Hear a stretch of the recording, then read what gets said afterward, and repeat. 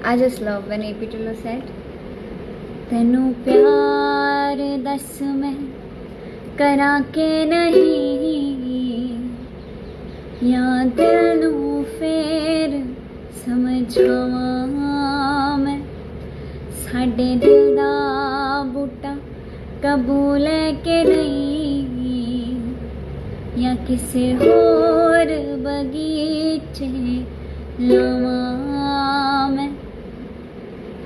औखिया सट जी जनी बस गल तेरे नाल सी करनी, सारा कुछ आप वेखदा बस तू सी हामी भरनी। चावी ने टुट गए साडे टुट गया दिल कुड़े, किन्नी तू सोहणिया नी दसदा तैनू मिल कुड़े, किन्नी तू सोहणिया नी दसदा तैनू मिल कुड़े।